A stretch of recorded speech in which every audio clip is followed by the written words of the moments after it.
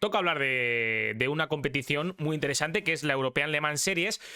Y vamos a introducir esto de una manera interesante, ¿no? Porque arranca la ELMS, la European Le Mans Series, este fin de semana en Barcelona, donde además está Ani Juncadella, que estará compitiendo con ese LMP2, si no me equivoco.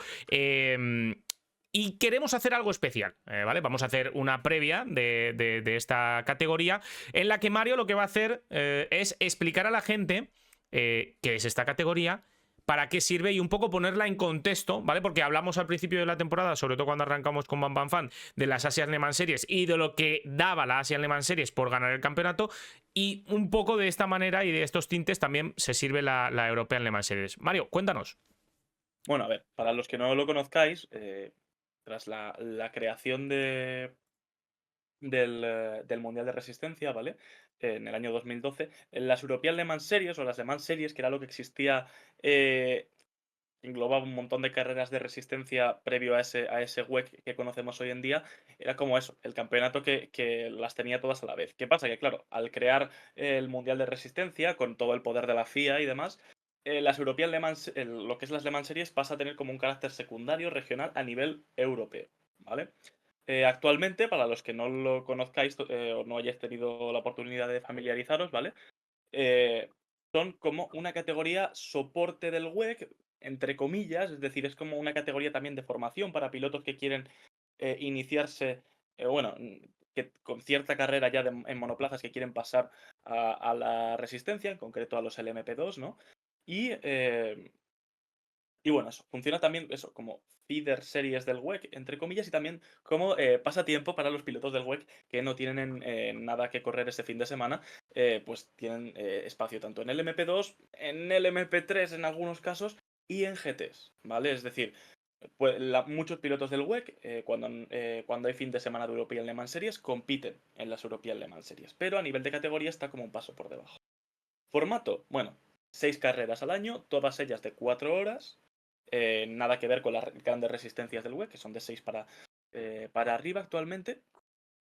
Y pues nada, esta temporada competirán en Barcelona, en Paul Ricard, en Imola, en Spa, en Silverstone, vuelven a Silverstone este año, y en Portimao para cerrar la temporada el día 18 de octubre. Por supuesto, está hecho para no coincidir con el Mundial de Resistencia.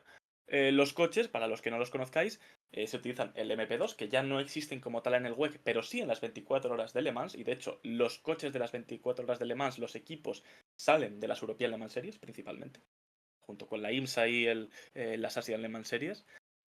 El MP3, que para los que no los conozcáis, pues es como una categoría por debajo, ya están bastante cerca de lo que es el rendimiento de los GTs, y también es una categoría famosa por problemas, tener un ritmo un nivel de pilotaje un poco cuestionable, especialmente en la IMSA. En la IMSA, de hecho, corrían prototipos principales el MP2 y luego también el MP3, hasta que los quitaron después de las que liaban.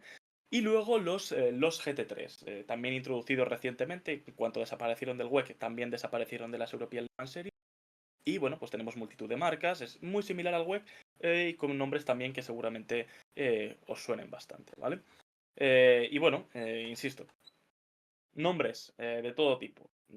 Pilotos españoles, pilotos, bueno, estructuras que luego a lo mejor más adelante pueden convertirse en soporte o equipo oficial de una marca. No miro a ningún equipo, IDEC Sport, pero bueno, si queréis podemos ir viendo un poco nombres así interesantes, ¿no? En el MP2, bueno, van a estar divididos en dos categorías dentro de que los coches son iguales, ¿vale? Pero están los P2 normales y los Pro-Am. ¿Qué diferencia hay entre un LMP2 y un LMP2 Pro-Am? El coche es exactamente el mismo. La diferencia es que en la alineación hay un piloto bronce. Los pilotos bronce son los que la FIA categoriza como tal, porque al final son los más lentos, los que menos rodaje tienen, los que menos palmarés, o por edad, bueno, por un montón de circunstancias, considera que son del nivel más bajo. Y no hay límite a los bronces. Es decir, literalmente yo puedo comprar mañana un asiento y sería bronce. Eh, Principalmente son los que financian la entry y se rodean de muy buenos pilotos. Y bueno, pues más o menos son como un poco menos de la mitad de los LMP2 compiten en una categoría aparte. Tan importante es la presencia del bronce que al final les relegan a una clase diferente. Por supuesto, un Pro-Am puede ganar una carrera en la categoría, en el MP2 absoluto. Es improbable precisamente porque el bronce al final, el tiempo de rodaje se nota mucho en el ritmo de carrera, pero está siempre, pues, como tal, compiten en la misma categoría, pero a su vez tienen un trofeo separado y un campeonato separado. Y bueno, no sé si alguno de vosotros tiene intención de ir. Sí que es cierto que luego las firmas de autógrafos se ven las alineaciones y por nombres, también por edad y demás, se puede ver claramente quién es el de cada equipo, ¿no? Bueno, si queréis entramos en nombres interesantes. Thomas Laurent, leyenda joven, piloto de resistencia, perdón. Jonas Reed, que iba a hacer, en principio iba a hacer Fórmula 3 este año, pero al final corre con Iron Lynx, una alianza entre Iron Lynx y Proton, en ese coche que no va a estar en Pro-Am. Pro-Am es para Ben Discal también, que lo conocéis de la Fórmula 3. En Vector Sport tenemos a Pietro Fittipaldi, ex piloto de Fórmula 1 y recién llega a la IndyCar la temporada pasada, junto con Vladislav Lonko y Ryan Cullen. La presencia de Juncadella, que yo creo que es la más llamativa, ¿no? En cuanto a pilotos españoles, porque corre con el equipo IDEC Sport, junto con Jamie Chadwick y Mathis Jaubert. El equipo IDEC Sport, que en principio va a ser la base deportiva o la estructura que va a apoyar el proyecto de Genesis barra Hyundai cuando introduzcan el Hypercar en un futuro en el Mundial de Resistencia, ¿no? Así que en principio Dani Juncadella sería uno de los que encabece ese proyecto. ¿Qué destaco de aquí? Bueno, por cierto, el otro coche con Paul-Luc Chatin, Paul Lafargue y Jovan Witter. Chatin, por cierto, una de las grandes promesas, bueno, uno de los grandes nombres de la resistencia, lo hemos visto con Alpine recientemente. ¿Qué destaco de aquí? Que, bueno, con IDEC Sport iba a participar Logan Sargent, pero bueno, finalmente decidió retirarse del automovilismo y va a ser un poco el llamado a encabezar ese proyecto de Genesis en resistencia y no pudo ser. Algarve Pro, uno de los equipos de referencia en los LMP2, por no decir el equipo de referencia, vamos a tener compitiendo en el Pro-Am a pilotos conocidos como Oli Caldwell o Alex Quinn, procedentes de monoplazas, que ya llevan un tiempo compitiendo en resistencia. Y luego, en el que no es Pro-Am, vamos a tener a Matías Kaiser y los nombres interesantes, Lorenzo Fluxa, conocido piloto español, sigue ya sus andanzas por la resistencia después de dejar plazas tras 2023, y el campeón de la Fórmula 2 del 2023, Theo Pourchaire, que el año pasado tuvo sus apariciones en el IndyCar, pero que finalmente pasa a la resistencia. Ha dicho que se ve ganando las 24 horas de Le Mans en el MP2, yo no termino con esta alineación. United Autosports, Oliver Jarvis, uno de los grandes nombres de la IMSA, Ben Hanley, Gregor, campeón de la FRECA, bueno, los estoy diciendo un poco salteados, Marino Sato, que también es piloto de GT en el WEC, y Manuel Maldonado, que para el que no lo sepa es primo de Pastor Maldonado.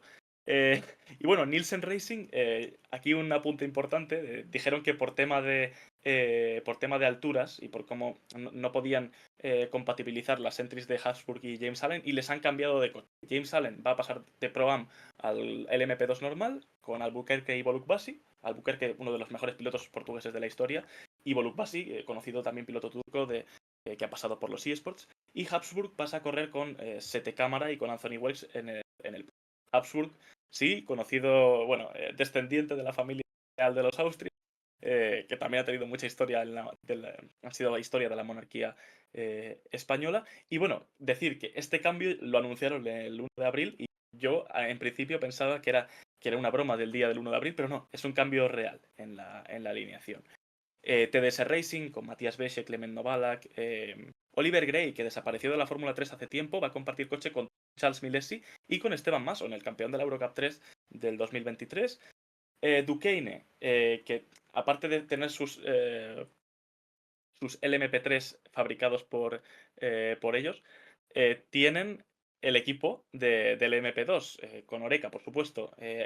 Bueno, Simonazzi, para el que no lo conozca, eterno piloto de la Eurofórmula, Resate Jerus, que estuvo en F3 hace unos años, y como nombre destacado, Roy Nissany, que bueno, se une a esto de la resistencia, ¿no? Tras muchísimos años. Creo que estuvo muchísimos años también en el MP2, Luca Giotto, bueno, tenemos nombres como Nick Geloli, también que ha sido hasta hace poco piloto de la estructura de Aston Martin y de Racing Point, de test, y un gran nombre de los LMP2 como Tom Dillman, todos ellos en alineaciones de Inter Europol, que cada vez va creciendo más, en un equipo que hasta hace muy poco tiempo era muy pequeño. Cool Racing, ahora renombrado como CLX. Va a tener a Tom Blomqvist, uno de los mejores pilotos de prototipos del mundo, Tristan Vautier, Alex Malikin. Y en el otro coche, ya sin la participación de Pure Racing, Enzo Fittipaldi, que por fin deja los monoplazas, Pipo Derani y Espíritu Santo. Dejando ya, bueno, al que a mi juicio, pasando al que a mi juicio puede ser el favorito en Pro-Am, la F Corse, que ya lo eran el año pasado, yo creo que también para ganar el título en Pro-Am. Perrodo, que es uno de los mejores bronces, yo creo, a mi juicio, del mundo, especialmente en prototipos, se une a Alessio Rovera, que sigue, supongo, a la espera de encontrar un asiento en Ferrari si se abren las puertas, y junto a Matteo Baxivier. Y en el otro Pro-Am que me falta ya de la lista, Dane Cameron, vigente campeón de la IMSA, Luis de Letraz y PJ Hyde. El MP3, poco que destacar, creedme, no, no hay mucho que ver. Tenemos, eso sí, a todo un piloto a todo un piloto del TCR como es Jan Erlacher, campeón del TCR. Dani Nogales, un piloto conocido de aquí de Madrid Sur, de aquí al lado, de donde vivo yo. Y que ha sido durante mucho tiempo el piloto, entre comillas, insignia de Drivex en diferentes competiciones. Y bueno, por lo demás, bueno, no hay mucho más que destacar. De verdad que al final el nivel es el que es. Y en GT3, pues nada, nombres de auténticos expertos en este tipo de coches: Daniel Serra, eterno ya piloto de Ferrari. Miguel Molina va a correr con Kessel Racing junto a Fran Rueda, otro nombre conocido español de los GTs. Eso, Picariello, Fabián Schiller, Gian-Maria Bruni, también uno de los mejores pilotos de GTs, si no el mejor piloto de GTs del mundo. Charlie Eastwood, nombres muy interesantes. Schiavoni. Y bueno, en cuanto a así alineaciones destacables, David Errigón, por supuesto, y alineaciones destacables, efectivamente, tendremos participación de las Iron Dames, con Sarah Bobby, Michelle Gattin, y este año se les une la francesa Celia Martin, que competirá este año, bueno, vuelve a ser con Porsche. Y bueno, poco más que destacar en GT3. Además, y ya terminando, aparte de las European Le Mans Series, la categoría tiene también su propia categoría de formación, que es la Le Mans Cup. La Le Mans Cup se limita solo a coches de LMP3 y, y GT3. Aunque sí que es cierto que este año la cantidad del MP3 es muy grande, también tienen sus propios Pro-Am. Y bueno, a ver, en general hay nombres históricos del automovilismo como Oscar Tunjo, ¿no? Pero si nos centramos en nombres así más llamativos, vamos a tener a Maximus Mayer, conocido de la Fórmula 4 española, piloto español. Por supuesto, Lena Buller, que ha liderado los libres y es piloto suiza que viene de la F1 Academy hace unos años, también pasó por la Freca. Adrian David, a mi juicio, uno de los grandes talentos perdidos de toda esta generación de la Freca, que muchos ya están en Fórmula 1. Fue subcampeón, ganó a Hatjar, ganó a Bortoleto, ganó a casi todos los pilotos de aquella temporada. Y nada, se tiene que centrar, por falta de presupuesto, en correr en la Le Mans Cup con Arais GP, que es en la misma estructura con la que corrió en la Freca. Pero bueno, esperemos que bueno, pueda salir de aquí, pueda seguir progresando, al menos en el mundo de la, de la resistencia. Y bueno, esto sería más o menos todo. También tendremos el Ligier European Series, que acompañarán a las otras dos categorías. Pero bueno, en definitiva, European Le Mans Series, este campeonato filial del WEC tiene también su filial, que es la Le Mans Cup.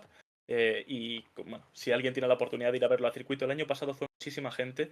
Os invito de verdad si no, además, si no os pilla cerca, podéis seguir toda la acción en el canal de YouTube. Las retransmisiones son muy buenas, la producción es nada que ver con lo que hemos visto de la Fórmula Regional Oriente Medio. De verdad es una categoría que conviene seguir. Aquí se forman también los grandes nombres de la resistencia.